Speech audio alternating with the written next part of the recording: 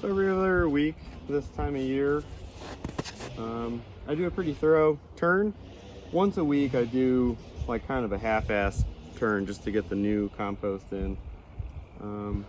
But for a turn I try to incorporate the bottom layer onto the top and get the stuff that's on the top down to the bottom, just to maximize the amount of stuff breaking down. And the more we can get everything thoroughly turned, the less likely we are to have pockets of anaerobic activity form. So it's important to keep it turning. We use cardboard on top just to make sure it doesn't get overly saturated if it rains real hard one day. It's enough to divert the water. You could cover it with plastic, but that might help anaerobic stuff form.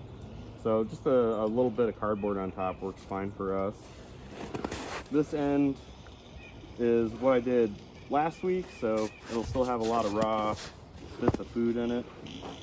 And then as we get down towards the end is the more mature compost. That'll be more fully broken down, a little bit loamier.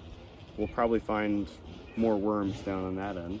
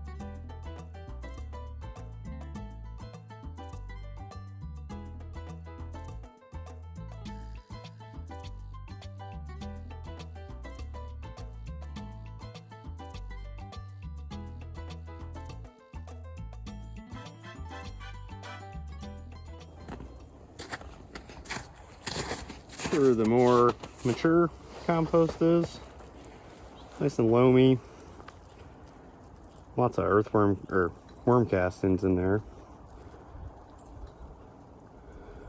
Worm cocoon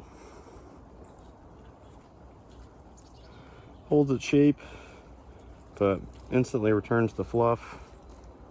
Really good stuff.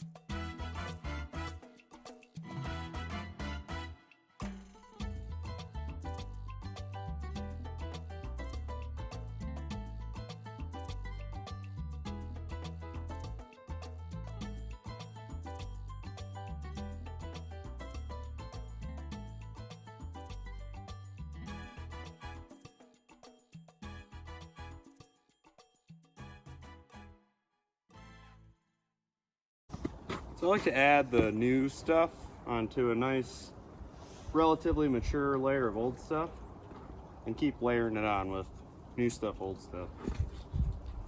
The old stuff has the biology, but not enough heat to keep the biology alive. So the new stuff provides the heat and a new food source for the biology.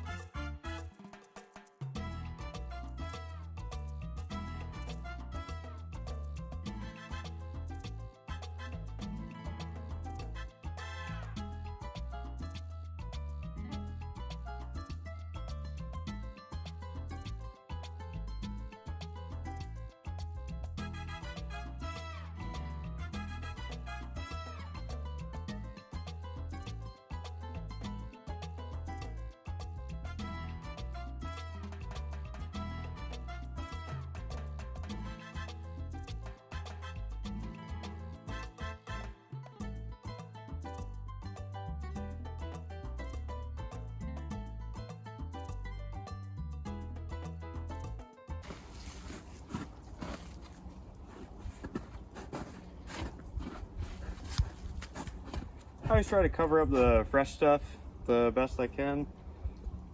I think that's what helps the most with keeping stuff out of your compost pile.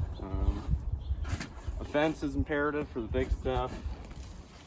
We have cats for the rodents, but you know, like I see some mole tracks here and there, but mostly what I find are the worms. Not much else seems to get through this frozen layer, which forms up pretty quickly this time of year. So this is our main protective casing that forms up pretty quickly.